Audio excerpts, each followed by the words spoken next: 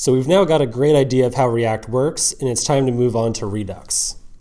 Teaching Redux in an effective fashion is probably one of the more challenging endeavors I've taken in the teaching world. Not only is it an inherently complicated topic, but the existing documentation for it, while very fantastic, you can go through the official docs here, it's also coupled with a very rapidly evolving ecosystem. So while Redux itself is very well maintained and the docs around it are great, it also relies upon a lot of packages on the side, some of which fall into favor and fall out of favor just as quickly.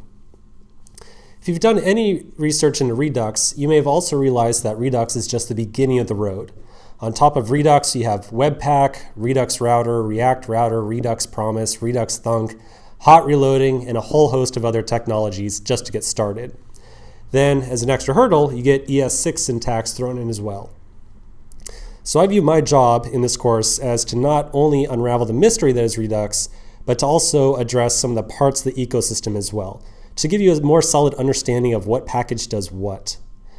Understanding how to use Redux is great, but understanding the core mechanics behind it is what's going to take you from being an engineer who can just use a framework to an engineer who can understand and build a framework.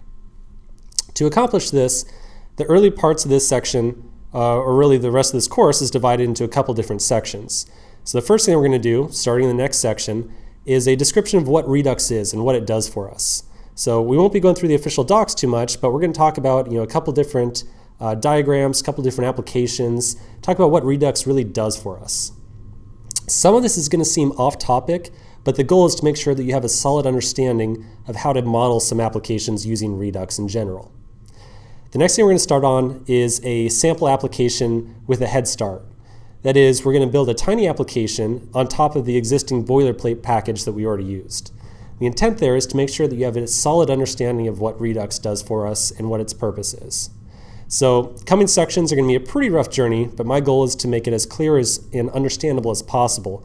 So let's go ahead and get started in the next section.